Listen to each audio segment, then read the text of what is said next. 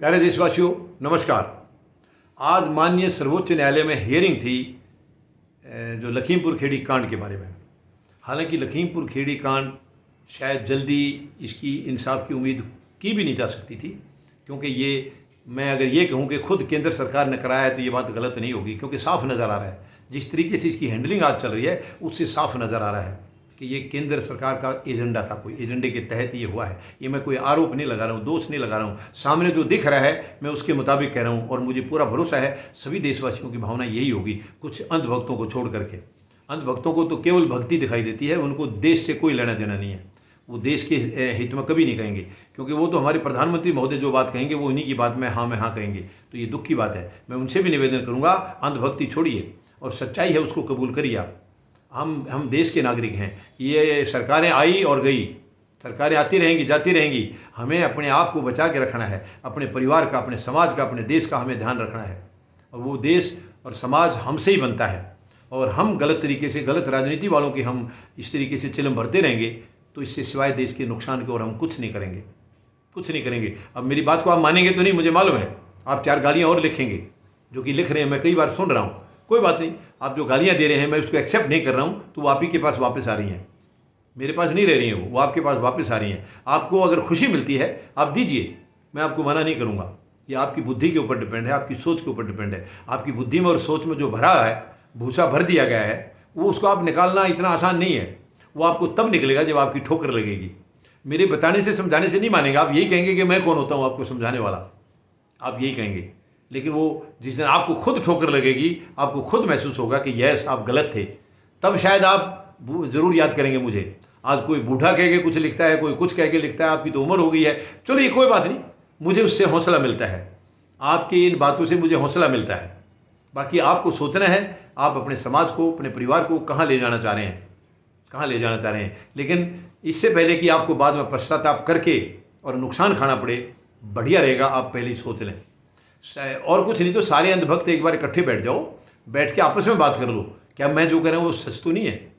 आप एक बार बात तो कर लीजिए उसमें।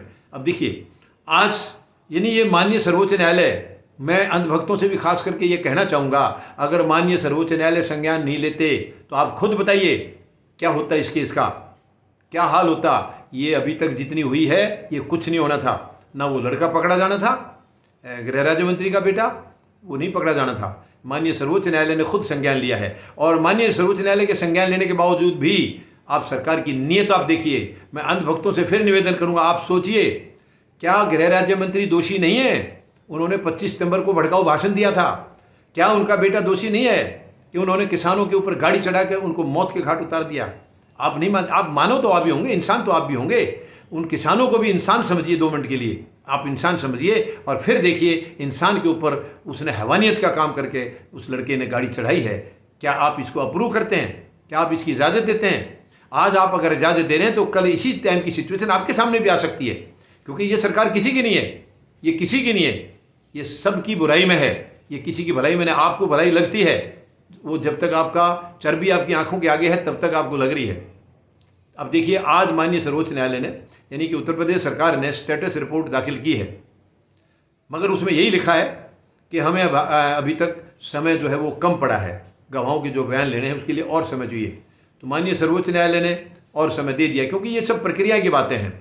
माननीय सर्वोच्च न्यायालय भी समझ रहे हैं इन बातों को कि वो केवल टाइम किलिंग कर रहे हैं, समय को बर्बाद कर रही है सरकार। लेकिन क्योंकि ये न्याय प्रक्रिया में ये चीज़ें आती हैं, तो इसलिए माननीय सर्वोच्च न्यायालय ने भी उनको सुनना पड़ता है, तो उनको और समय दे दिया है। और अब 26 अक्टूबर को अगली सुनवाई होगी, अगली हियरिंग होगी। अब उस दिन ये क्या गुल खिलाएंगे, अब इसके बारे में अभी देखना बाकी है। लेकिन दुख की बात यह है कि प्रधानमंत्री महोदय इस केस के खिलाफ एक शब्द भी अभी तक नहीं बोल पाए हैं। क्या मजबूरी है उनकी? ऐसी क्या मजबूरी है? गृह राज्य मंत्री को उन्होंने अभी तक हटाया नहीं है, उससे क्या प्रधानमंत्री महोदय डर रहे हैं? क्या बात है, वो गृह राज्य मंत्री हैं, आप तो देश के प्रधानमंत्री हैं, आप क्यों डर रहे हैं उनसे? आपको डरना नहीं चाहिए। अगर आपको सचमुच डर है तो आप बताइए देशवासियों को, देशवासी रक्षा करेंगे अपने प्रधानमंत्री की। ये मतलब दुख हो रहा है हमें ये देख करके कि एक पहले तो गलत आदमी को आपने मंत्री बना रखा है, उसके ऊपर कितने केस हैं और वो धमकी दे रहा है खुलेआम, वो आज तक बरकरार है। उसके बेटे ने किसानों की जो है ना हत्या कर दी है, फिर भी आप उनको हटा नहीं रहे हैं। तो ये सवाल तो प्रधानमंत्री महोदय पूछे जाएंगे और सवाल तो सरकार से पूछे जाएंगे, क्योंकि जो कारनामे करके दिखा रही है वो सरकार दिखा रही है। तो सवाल तो आप ही से पूछे जाएंगे, और किससे पूछेंगे? जो दोषी है, गलत तो आप कर रहे हैं ना। तो इस मामले में दोषी आप हैं प्रधानमंत्री महोदय। ये जो भी कांड हो रहे हैं वो आपकी गलत सोच की वजह से हो रहे हैं, आपकी गलत नीतियों की वजह से हो रहे हैं। और मैं कहूँ कि आप ही करा रहे हैं तो कोई गलत नहीं होगा, क्योंकि आपको चुनाव जीतना है। आप चुनाव जीवी हैं। चुनाव जीतने का खराब से खराब माहौल आप ऐसा बना देंगे देश में कि उस दुनिया को केवल आप ही नजर आए, वोटर को केवल आप ही नजर आए। ऐसा माहौल आप बना करके क्यों नहीं आप ऐसा कर देते प्रधानमंत्री महोदय? आपको तो बहुत सुनहरी मौका मिला था 2014 में, जब आपकी सरकार आई थी। तो आपके सामने तो सबके दुखों को जो है ना हर लेने का एक समय दिया था। भगवान ने आपको एक ऐसा मौका दिया था। आप तो सब दुनिया के ऐसे चहेते बन जाते कि आपको जीवन भर कोई हटा नहीं सकता था। और आज लोग आपके बारे में कितने कितने क्या क्या शब्द बोल रहे हैं, शायद आपके कानों तक जरूर जा रहे हैं, लेकिन आप मौन व्रत धारण किए हुए हैं। क्यों? बर्दाश्त करना होगा। आप जो काम कर रहे हैं उसकी वही जनता बोल रही है, तो आपको सुनना होगा। नहीं सुनना है तो आपको जनता के हक में फैसले करने थे, जनता के हक में काम करने थे, इनके दुख सुखों को सुनना था, लेकिन आप नहीं सुन रहे हैं। ये दुखद है प्रधानमंत्री महोदय। आज देश का माहौल आप इतना गलत बनाते जा रहे हैं। ये आने वाली पीढ़ियां को आप बर्बाद करने का ये रास्ता निकाल रहे हैं। पीढ़ियां बर्बाद हो जाएंगी, युवा हमारे बर्बाद हो जाएंगे। हमारे युवा हमारे देश की ताकत हैं, लेकिन युवा आज दिशाहीन हैं। आप उनको सही दिशा नहीं दे रहे हैं। आप युवाओं को केवल अपनी गलत नीतियों को आगे ले जाने में यूज कर रहे हैं, उनका आप गलत इस्तेमाल कर रहे हैं। मत करिए ऐसा प्रधानमंत्री महोदय। वो युवा इस देश का निर्माता है, वो इस देश का भविष्य है, वही इस देश को विश्व शक्ति बनाएगा। आप उसको बर्बाद कर रहे हैं, उसकी मानसिकता को खराब कर रहे हैं, उनकी पढ़ाई को बर्बाद कर दिया, उनको नौकरियां नहीं है, वो इधर उधर आवारागर्दी में घूम रहे हैं। ये बहुत ही दुख की बात है, चिंता की बात है कि देश का प्रधानमंत्री इतना गैर जिम्मेदार कैसे हो सकता है। क्या आपको युवाओं की चिंता नहीं है? और जब आपको युवाओं की चिंता नहीं है तो इसका मतलब आपको देश की चिंता नहीं है, क्योंकि युवा तो हमारे देश का भविष्य है।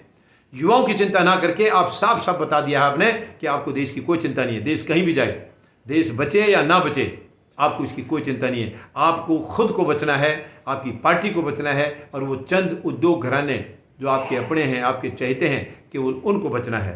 केवल आपकी यहीं तक सीमित है, आपकी राजनीति केवल वहीं तक सीमित है, जो कि दुखद है प्रधानमंत्री महोदय। आपने देखिए किसान को कितनी पीड़ा दी है। 329 दिन से किसान आज सरहदों पर बैठे हैं, आपको जरा सी भी उनकी याद नहीं आ रही है, जबकि उन्हीं का दिया खा रहे हैं आप। ये बहुत ही शर्म की बात है। देशवासी तो इसके लिए बड़ी शर्म महसूस कर रहे हैं कि देश के प्रधानमंत्री को जहाँ जिम्मेवारी निभानी चाहिए वहाँ बिल्कुल नहीं निभा रहे हैं, वहाँ बैकफुट पर हैं। आप बैकफुट पर हैं। क्यों? क्या मजबूरी है प्रधानमंत्री महोदय? अगर आपको उद्योग घरानों से डर लग रहा है, खतरा लग रहा है कि वो आपका कोई नुकसान कर देंगे, आप खुल के बताइए देशवासियों को।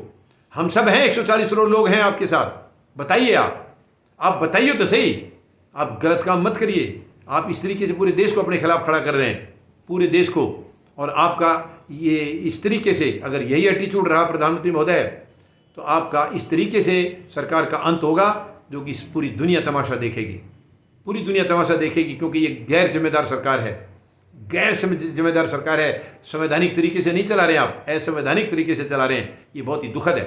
ये देश कभी बर्दाश्त नहीं करेगा। आपको इस गंदी हरकत के लिए कभी देश माफ़ नहीं करेगा, कभी माफ़ नहीं करेगा, और आपको फिर बाद में बहुत पछतावा होगा। आज भी मैं आपसे निवेदन कर रहा हूँ प्रधानमंत्री महोदय, आप संभल जाएं। आप भगवान नहीं है, खुदा नहीं है, आप देश के प्रधानमंत्री हैं। और प्रधानमंत्री सेवक होता है, क्योंकि आप अपने आप को सेवक भी बताते थे और चौकीदार भी बताते थे। आप दोनों में से क्या हैं, ये आप ही को फैसला करना है। लेकिन कम से कम इतना जरूर है कि प्रधानमंत्री देश का मालिक तो नहीं होता है, वो देश का तानाशाह भी नहीं हो सकता है। वो देश को बर्बाद करने का उसके पास कोई लाइसेंस नहीं है, जनता ने कहीं इजाज़त नहीं दी है। केवल उसका काम है जनता के जो दुख सुख है उनका ध्यान रखे, उनका समाधान करे, उनकी पीड़ाओं को ध्यान रखे, उनका समाधान करे, और देश को खुशहाल बनाए। अच्छी एजुकेशन, अच्छा स्वास्थ्य, ये सब चीज़ें, अच्छा पीने का पानी, ये सब चीज़ें करना सरकार का काम होता है, और ये सरकार के मुखिया प्रधानमंत्री होते हैं। तो अल्टीमेटली ये प्रधानमंत्री का फ़र्ज है देश को पूरी तरह से हर तरीके से सुख देना। लेकिन आप इसका उल्टा करें।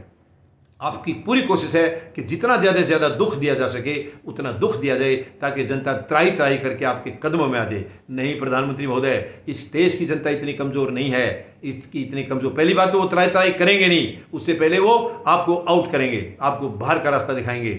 और ऐसी मजबूरी कोई आती भी है तो इस देश की जनता को आप कमज़ोर मत समझना। आपने किसान को भी कमज़ोर समझा था, इसीलिए ये काले कानून लाए थे आप। लेकिन आपको पता चल गया किसान कमज़ोर नहीं है, वो भोला जरूर है, सीधा साधा जरूर है, क्योंकि वो सच्चा है, ईमानदार है, इसलिए वो भोला है। मगर आपकी नीति को समझ गए हैं किसान, आपकी नीयत को समझ गए हैं कि इस प्रधानमंत्री महोदय की नीति बहुत गंदी है, नीयत भी बहुत गंदी है। अब आपको समझ गए हैं, अब वो आपको कहीं भी कोई ऐसा गलत काम नहीं करने देंगे। और अब किसानों ने ठान ली है, आपको बाहर का रास्ता दिखा के ही रहेंगे। जब तक सरकार आउट नहीं हो जाती तब तक किसान यहाँ से नहीं लेंगे। मत सोचना प्रधानमंत्री महोदय कि कल आप 3 कानून रद्द कर देंगे और किसान उठ के चले जाएंगे। नहीं, अब किसान का असली मकसद है सरकार को आउट करना। सरकार को कानून तो आउट हो ही जाएंगे। आप कौन होते हैं इसको लागू करने के लिए? आपकी इतनी ताकत थी, आपने लगा दिया, लेकिन उसको लागू ना कराना ये पूरी देश की जनता का काम है, जनता का फर्ज है। जनता जिस चीज़ को नहीं चाहती तो आप उसको ज़बरदस्ती लागू कैसे करेंगे? नहीं हो सकता ये। हाँ, समय की बर्बादी हो रही है, किसानों को पीड़ाएं हो रही हैं, कोई बात नहीं, ये भी परमात्मा देख रहा है। आपके अत्याचार और जुल्मों को भगवान देख रहा है और आपको उसका फल मिलेगा। जो अत्याचार आपने किए हैं इसका आपको रिजल्ट मिलेगा प्रधानमंत्री महोदय। फिर भी वार्निंग दे रहा हूँ आखिरी में, हो सके तो आप सुधर जाएं, नीतियों को सुधार लें, नीयत को सुधार लें और अपनी सरकार को सुधार लें और किसान की शुद्ध लें, देशवासियों की शुद्ध लें। अभी भी मौका है आपके लिए, वरना आपका सरकार का खात्मा निश्चित है। धन्यवाद। जय जवान, जय किसान, जय हिंद।